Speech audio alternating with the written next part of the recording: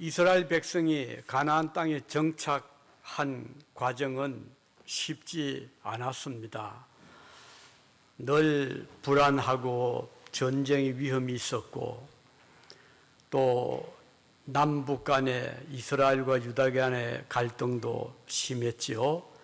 지금도 저 중동 땅은 전쟁이 끊어지지 않고 있습니다.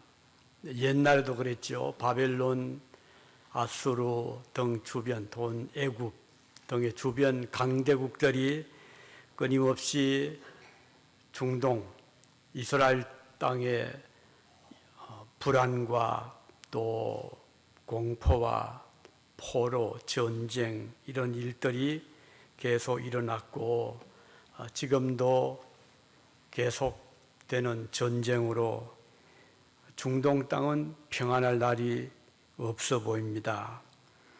가나안 땅 여러 주변의 이방 나라들이 기회가 주어지면 이스라엘 땅을 공격해옴으로써 한시도 평안할 날이 없었던 곳이 바로 중동이었습니다.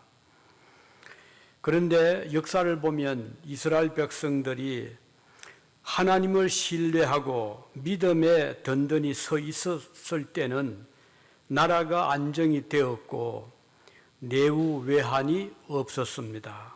그러나 나라가 평안해지고 태평 세월이 찾아올 때 이스라엘 백성들은 나태해지고 하나님을 멀리하고 우상으로 기울어지는 일이 반복이 되었습니다. 그렇게 백성들이 안일에 빠지고 하나님을 멀리하게 되자 다시 백성들은 타락하게 되고 하나님 대신에 우상을 숭배하고 세상을 더 좋아하는 백성들은 자기들 마음대로 자기들 소견대로 행동을 했습니다. 사사기 21장 25절에 보면 사람이 각기 자기 소견에 옳은 대로 행하였더라 이런 말씀이 나옵니다. 자기 생각, 자기 좋은 대로 살아갔던 모습을 잘 보여주고 있습니다. 미디안 사람들이 일어나서 이스라엘 나라를 점령을 하고 7년 동안 다스렸습니다. 이스라엘 백성들이 이제 이런 봄에 씨를 뿌리고 여름에 잘 갖고 놓으면 이 미디안 백성들이 공격을 해와서 길러놓은 곡식을 다 빼앗아가고 소나 양을 또 약탈해가는 그런 일들이 계속 일어났습니다.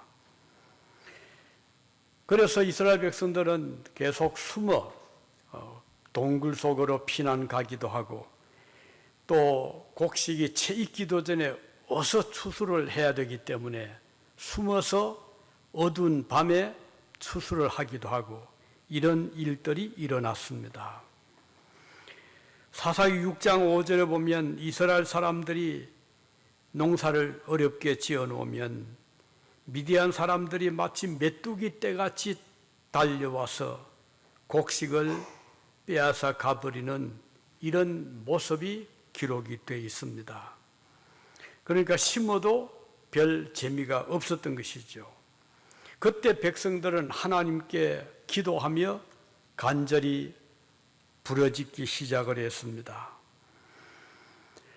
지난날 이스라엘의 역사를 돌이켜보면 이렇게 고난이 오면 백성들은 하나님께 엎드려 기도를 했지만 평안하고 좀 안정이 되면 또 하나님을 좀 멀리하는 이것이 반복된 이스라엘의 역사였습니다. 이것은 오늘 우리도 그런 비슷한 경험을 하잖아요. 가정에 어려움이 있거나 개인적으로 힘든 일이 있으면 하나님을 찾기는 쉬운데 모든 일이 평안하고 형통하게 되면 하나님 찾지 않아도 괜찮은 것 같고 잘 살 것 같은 이런 생각을 가지게 되잖아요.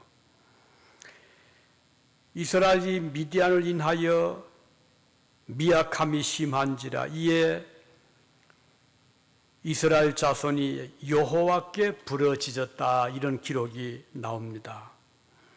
하나님을 향하여 부르짖는다는 것은 하나님의 도움을 요청하는 간절한 기도를 의미하는 것이죠. 이것은 이스라엘 나라뿐 아니라 지금 이 세상을 살아가는 많은 민족 백성들도 그렇습니다. 이 미국도 지난번에 가령 뉴욕의 그 두 쌍둥이 빌딩이 공격을 받았을 때 많은 미국 국민들이 하나님께 돌아와서, 그래서 교인들이 그때 많이 늘어난 일이 있었습니다. 나라가 안정이 되고 평안하면 하나님 없이도 잘 살아갈 수 있을 것 같은 생각을 가지게 되잖아요. 그러나 이제 어려움이 닥쳐오고 환난이 오실 때 백성들은 다시 하나님을 찾는 이런 반복되는 역사임을 알 수가 있습니다. 그래서 어떤 의미에서는 이런저런 환난이 또는 자연재해, 홍수라든지 산불이라든지 코로나 같은 이런 전염병 같은 것이 이 지구를 휩쓸게 될 때, 그때 하나님의 백성들은 무릎을 꿇고 하나님 앞에 기도하게 되는 것입니다. 그래서 지금도 우리 미국에는 여러 가지 재난이 끊어지지 않고 있죠. 알래스카에 최근에는 또 태풍이 와서 수만 명이 옮겨가야 되는 그런 또 일이 지금 최근에 일어나고 있습니다. 오늘 이 본문을 보면 사사시대 때 미디안 사람들이 곡식을 빼앗아가고 또 양과 염소, 소들을 또 빼앗아가는 그런 일들이 일어났을 때, 그때 하나님께서 기드온을 찾아오셔서 기드온을 통해서 이스라엘 백성들을 저 미디안과 전쟁을 하게 하였고, 그 전쟁에서 승리를 하게 한 이런 기록이 여기에 나옵니다. 12절에 보면 큰 용사여 여호와께서 너와 함께 하시도다, 이런 말씀이 나옵니다. 여기 큰 용사라는 말은 능력 있는 이 용사 또는 그 전쟁에 능한 사람, 장군, 이렇게 해석할 수 있는 말씀이거든요. 강한 용사. 숨어서 미를 타작하고 있었던 기드온은 이런 하나님의 음성을 들을 때 자기 자신이 좀 놀랐습니다. 왜냐하면 지금까지 계속 숨어 있었고 이스라엘 나라가 미디안의 공격으로 지금 제대로 추수도 못하는 때에 하나님이 자기를 보고 큰 용사여 이렇게 불렀을 때 이 기드온은 이해가 잘 되지를 않았었거든요. 그런데 하나님께서는 그 소심하고 숨어 지내던 기드온을 찾아오셔서 너는 큰 용사다, 너는 저 미디안을 막아낼 수 있다라고 하실 때에 기드온은 놀랐던 것입니다. 그래서 기드온이 이렇게 대답을 하잖아요. 13절에 보면 나의 주여 여호와께서 우리와 함께 계시면 어찌하여 이 모든 일이 우리에게 미쳤나이까? 이 모든 기적이 어디 있나이까? 여호와께서 우리를 버리사 미디안의 손에 붙이셨나이다. 이렇게 대답을 합니다. 다시 말하면 하나님께서 우리와 함께 하신다면 왜 우리가 이렇게 당해야만 됩니까? 곡식도 빼앗기고 가축도 빼앗기고 하나님, 우리는 힘이 없습니다. 그런 의미로 대답을 했습니다. 그러니까 이 기도원의 눈에는 하나님이 자기들을 도와주는 것으로 보이지가 않았습니다. 그는 하나님에 대한 어떤 하나님의 능력을 믿을 수가 없었던 것이었습니다. 이와 같이 믿음이 약해지게 되면 우리도 그렇잖아요. 하나님이 우리를 떠났나 보다, 우리를 도우시지 않나 보다, 이런 생각을 하게 되는 것입니다. 모든 것이 부정적으로 보여지죠. 당시에 기도원 당시에 나라를 돌아보면 희망이 없는, 어떻게 저 강력한 미디안 백성들과 우리가 싸울 수가 있습니까? 저 약탈자들이 우리는 빼앗길 수밖에 없습니다. 이런 두려움을 말하지 않을 수가 없었습니다.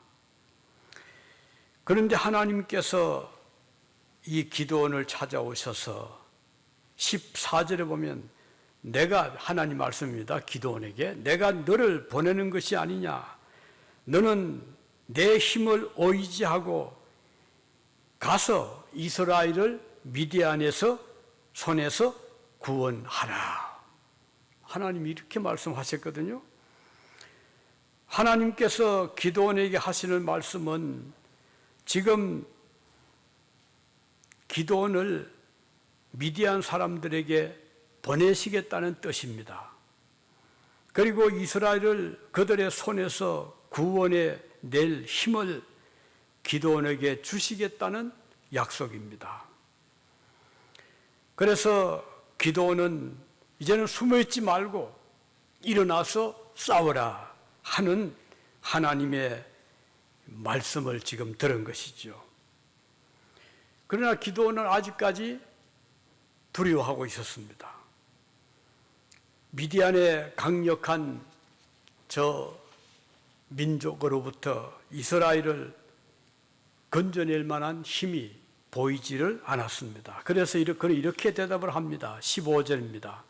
주여, 내가 무엇으로 이스라엘을 구원하리이까? 보소서, 나의 집은 므낫세 중에 극히 약하고 나는 내 아버지 집에서 제일 작은 자입니다. 이렇게 대답을 합니다.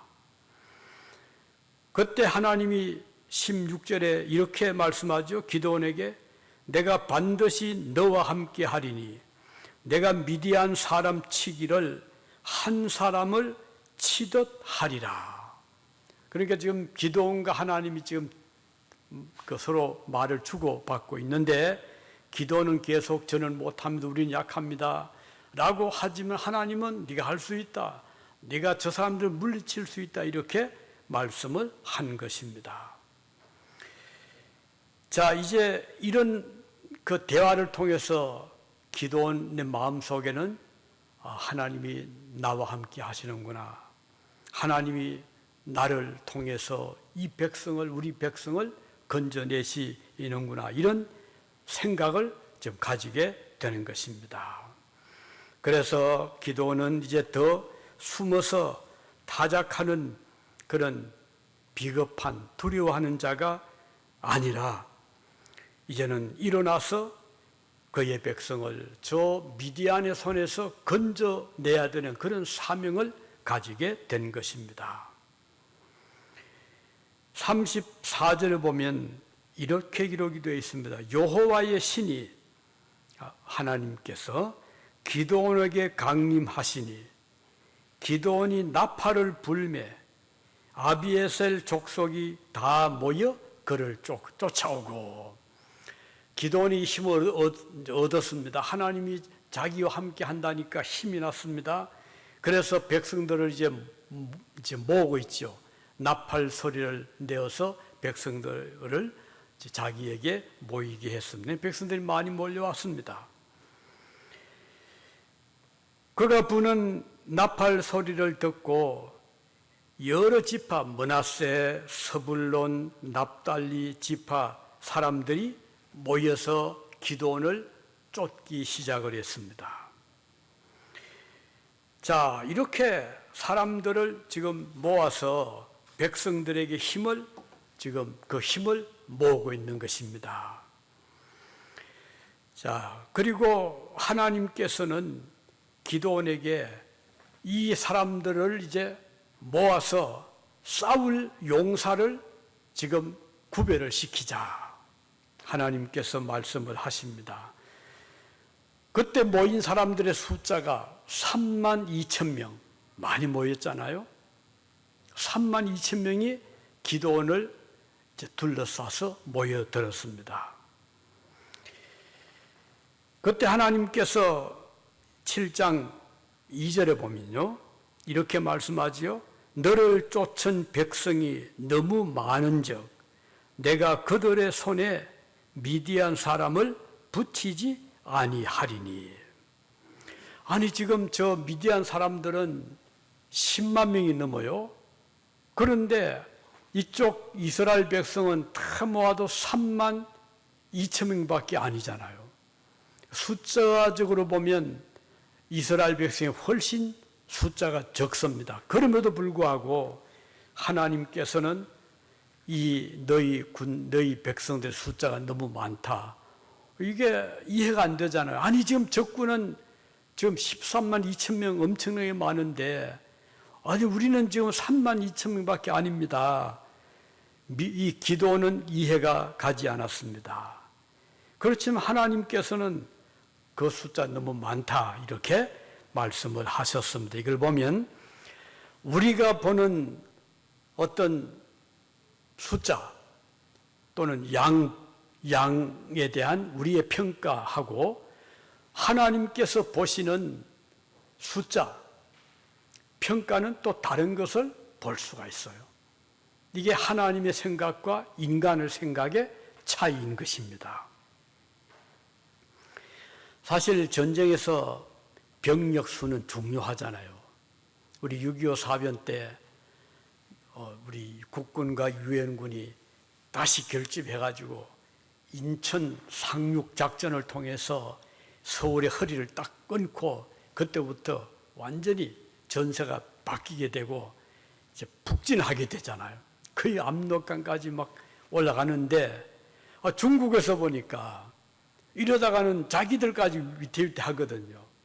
그래서 모택동이는 인해전술, 많은 그 중공군들을 모아서 이 북한 땅으로 인해전술을 통해서 막 올라가던 유엔군을 다시 반격을 함으로써 밀리게 되었거든요. 이걸 보면 이 전쟁에서 군인의 숫자는 참 중요하다는 것을 볼 수가 있습니다. 지금도 우크라이나와 러시아 전쟁에서 지금 뭐 양쪽 피해가 엄청나게 많고, 그래서 워낙 다급하니까 소련이 러시아가 북한군 군인들까지 뭐 데리고 갔잖아요. 그런데 오늘 본문에 보면 하나님께서는 기드온의 3만 2천 명도 너무 많다.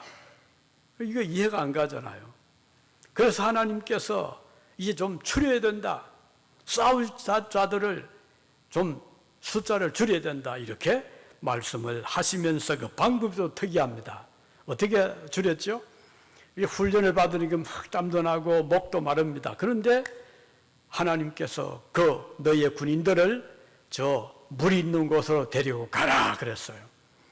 기드온이 순종을 해서 땀이 흠뻑 젖고 목이 마른 군인들을 물가로 내려 보냈습니다. 그리고 얼마나 그 군인들이 그 목이 탄데 목이 마를 때 물을 보자. 그냥 물을 이제 어떤 사람은 손으로 떠서 이렇게 마시기도, 어떤 사람은 무릎을 꿇고 그냥 물에 얼굴을 대고 마시기도 하는 그런 일이 일어났습니다.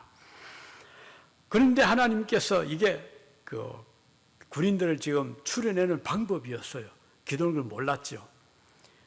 그 일 후에 하나님께서 기드온에게 자, 이제 물을 마신 사람들 중에서 손으로 물을 떠서 지금 저쪽에 적군들의 동향을 살피면서 마신 사람들은 따로 구별하고 무릎을 꿇고 물을 마신 자들은 또 따로 모아라. 모았더니 손으로 물을 떠서 마시면서 그 적진을 경계한 사람이 300명이었고 나머지는 무릎을 꿇고 얼굴을 물에 대고 뭐 그렇지 않겠어요? 그냥 목이 마르니까 마신 사람이 대부분이었어요. 하나님께서 그때 이 300명으로 족하다. 그렇게 해서 나머지는 이제 전쟁을 하지 않고 돌려보내라고 해서 그 전에 이 사건 전에 또 한 번 더 있었죠. 뭔고 하니 이스라엘 백성 그 군인들 중에 좀 겁을 내고 두려워하는 자들이 있으면 돌려보내라 한 적이 있었거든요. 그때 벌써 10,000명을 돌려보냈어요. 남은 3만 명에서 10,000명이 아니라 2만 있으면 남은 사람들이 다시 300명으로 줄어들게 된 것입니다. 기도를 얼마나 참 앞이 캄캄했지 않았겠어요? 아니, 이 300명 가지고 어떻게 싸웁니까? 그런데 하나님께서는 이제 기도원에게 말씀을 하십니다. 그것은 특별한 지금 이 전쟁하는 거예요. 300명으로 하여금 뭐 칼을 차고 창을 들고 싸우러 가지 않고 오른손에는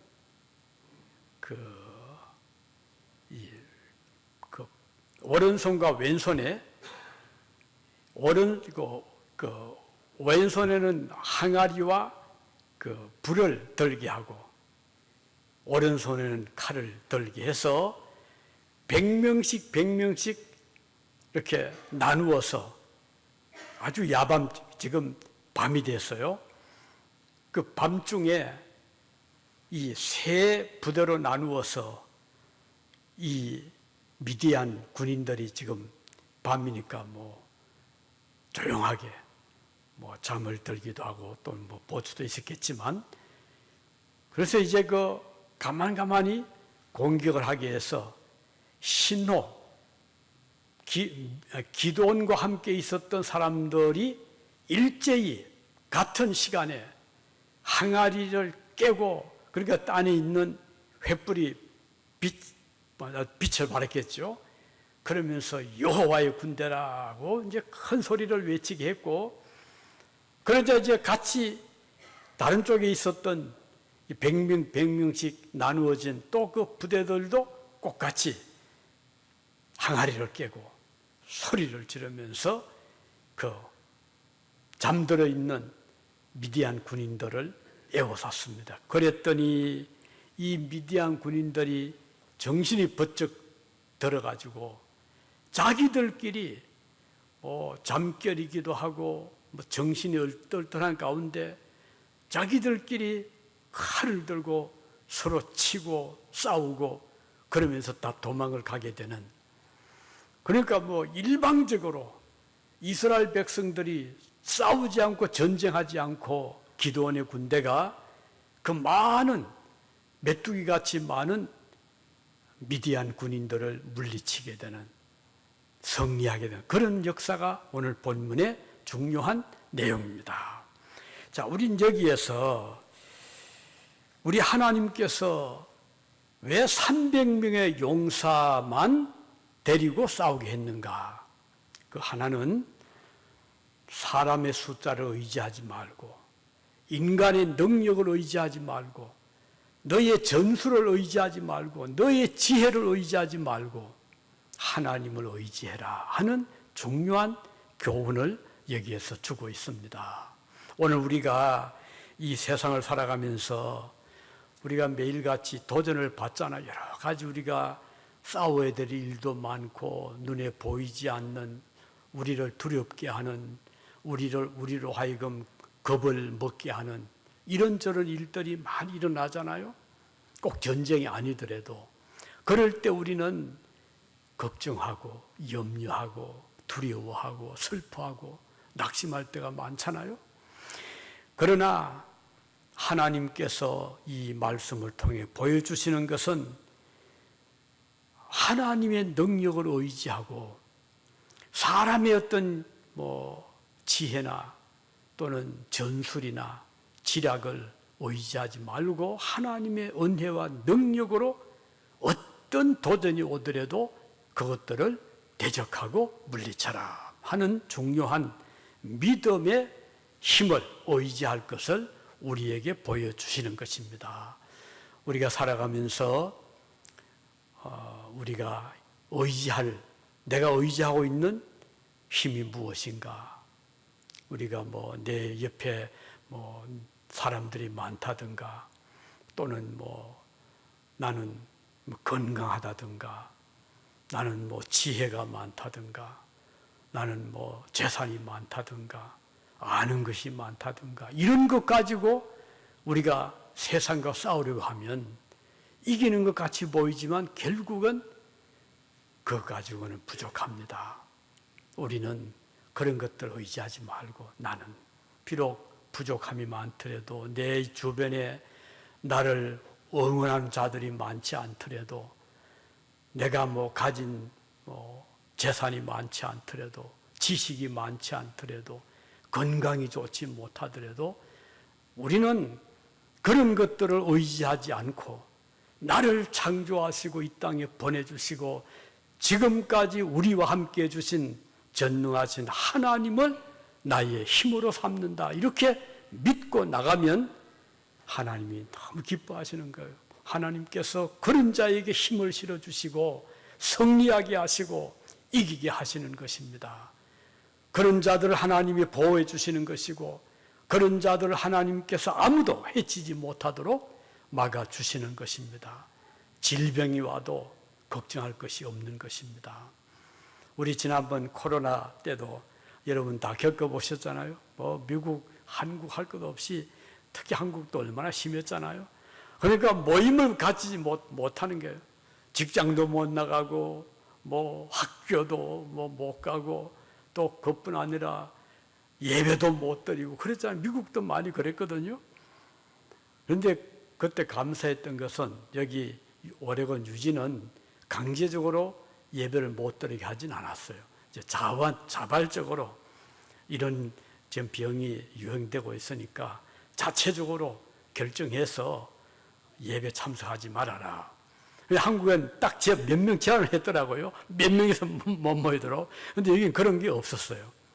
그때 우리는 하나님 앞에 저도 그랬고 기도해서 하나님 우리가 그렇게 대형 교회도 아니고 또 매치되지 않는 우리 교인들인데 우리는 예배를 중단할 수 없습니다. 하나님께서 막아주십시오. 그래서 우리는 한 주도 예배 안 드린 적이 없었고 또 거기에 더해서 예배 마치고 또 음식까지 먹었잖아요. 그러나 워낙 그때 교인들 중 일부에서 걱정을 하고 이래서 한 주 양보를 했어요. 그러면 다음 주는 우리 음식 먹지 않겠다고. 딱 한 주 외에는 그 2년 코로나 기간 동안 저희 교회는 예배 계속 드리고 이 주일 예배, 수요 예배, 새벽기도 다 했고 그리고 음식 계속 먹었고 그러나 제 마음속에는 하나님이 함께 하신다 확신이 있었거든요. 또 하나님 그런 응답 주셨고 그러니까 그때 아무도 한 사람도 코로나로 고생한 분이 없었어요. 하나님은 은혜했죠. 우리가 살아가면서 때때로 이런저런 일로 마치 이스라엘 백성이 미디안의 공격을 받아서 지어놓은 농산물을 다 빼앗기고 가축 다 빼앗기고 이런저런 또 전쟁으로 인해서 피해를 많이 입는 것 같은 비슷한 일들이 우리가 살아가면서 겪을 수 있는데 그럴 때마다 우리는 사람 숫자를 의지하고 내 능력을 의지하고 내 지혜를 의지하게 되면 하나님께서 도울 일이 없잖아요. 그래 그럼 네 마음대로 해봐라 이렇게 되면 안 되잖아요. 하나님께서 걱정하지 말아라 내가 너와 함께한다 지켜주겠다 라고 할 때 우리 힘을 얻잖아요. 그래서 우리 믿음이란 것은 살아있는 믿음이에요. 그냥 이론적으로 생각관념적으로 믿음이 아니라 하루하루의 삶 속에서 믿음의 열매가 맺고 능력이 나타나는 것이 우리 그리스도인들의 삶의 그 살아있는 성도들의 모습인 것이거든요. 그래서 오늘 이 본문이 주는 것은 사람 숫자 의지하지 말고, 사람의 지혜 의지하지 말고, 사람의 무게, 그것이 칼이 되든 그것이 어떤 핵폭탄이 되든 그 의지하지 말아라. 하나님을 의지하러 하는 중요한 교훈이 바로 이 본문에서 우리에게 주시는 교훈으로 볼 수가 있는 것입니다. 그리고 또 한 가지는 여기 이제 300명을 보면요, 어떤 모습이죠? 잠시도 경계를 게을리하지 않은. 그러니까 지금 아무리 목이 말라도 그 목마른 것 때문에 지금 적군이 어떤 지금 공격을 해올지도 모르는 그런 때에 그거 보지 않고 내가 목이 마르니까 우선 나부터 살자고 그냥 물을 들이키는 자들은 따로 뽑아내버리고, 그 목마른 중에서도 물을 마시면서도 경계를 게을리하지 않은, 즉 그 깨어있는 이런 자를 하나님이 구별해서 그들을 통하여 전쟁에 승리하게 하신 것입니다. 즉 어떤 경우에도 경계를 게을리하지 않은, 즉 깨어있는, 밤중에도 깨어있는, 어떤 경우에도 자기의 자리를 지켜나가는, 이것을 하나님이 높이 평가한 것입니다. 우리가 믿음 생활을 하면서 이런저런 핑계를 댈 때가 많잖아요. 하나님 지금은요 제가 너무 힘들고 바쁘고요 피곤하니까 좀 봐주십시오. 좀 지나고 좀 덜 피곤하고 덜 바쁘고 또 그때는 시간이 많을 때는 하나님 위해서 열심히 살겠습니다 라고 할 수 있죠. 그렇지만 하나님께서 보실 때는 그 변명밖에 아니거든요. 우리가 아무리 바쁜 때도 또 피곤하더라도 할 일이 많더라도 시간이 많더라도 내가 지금 경계할 것을 경계하고 지킬 것을 지키고, 그리고 경성 깨어 있어서 자기의 자리를 지키는 그들을 하나님이 쓰시는 것입니다. 그래서 지금도 하나님 쓰시는 일꾼들을 보면 그들이 시간이 많은 자들이 아니거든요. 그들이 꼭 그런 여건이 돼서가 아닙니다. 다른 사람과 비교할 때 꼭 같아요. 비슷해요. 그런데도 하나님이 쓰시는 일꾼들은 뭔가 깨어있고 경성하고 있고 어떤 형편에서도 자기 자리를 지키는 자들을 하나님이 쓰시다는 거예요. 우리 생각에는 내가 마음먹으면 이것도 하고 저것도 하리라 생각할 수 있을지 모르지만 세상이 그렇게 되지를 않더라고요. 아무리 내가 마음을 다지고 각오를 해도 하나님 막으니까 꼼짝을 못합니다. 어떻게 할 길이 없어요. 때로는 하나님께서 불러가시기도 하시고 그 자리를 비우기도 하시는데, 여기 300명은 이런 절박한 훈련 후에 목이 타는 때도, 그렇게 물이 마시고 싶은 때도, 그런 때도 자기 자리를 지키면서 경계하면서 물을 마셨다. 하나님 그걸 높이 평가하신 거예요. 오늘 하나님께서는 지금도 그의 쓰실 일꾼들을 찾고 계십니다. 근데 우리가 하나님께 쓰임받는 일꾼이 되기 위해서는 아무리 환경이 어떠하고 여건이 어떠하고 시간이 바쁘고 지금은 내 할 일이 많고 이런저런 그런 어떤 그 변명을 하는 자들이 아니라 하나님께서 우리에게 명령하시면 네, 제가 여기 있습니다. 이사야가 고백했던 것처럼 나를 쓰십시오. 나를 보내주십시오. 라고 하는 자들을 하나님이 쓰시다는 거예요. 그래서 오늘 우리가 앞으로 몇 년이나 우리가 이 세상에 거주할지 아무도 모르잖아요.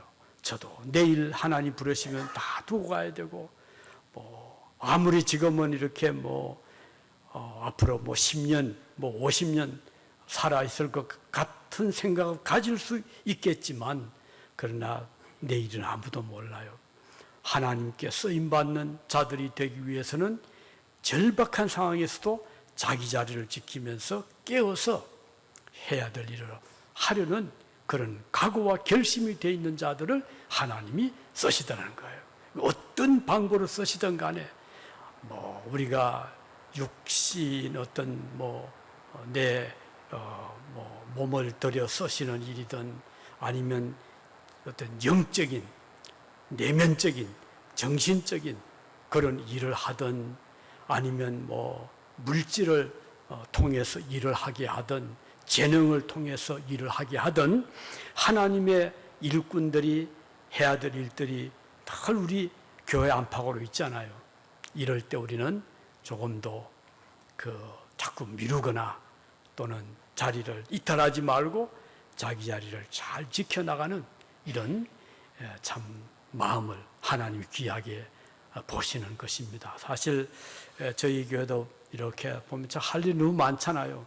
저도 어떤 때는 일 어떻게 해달라 이런저런 생각할 때가 많이 있어요.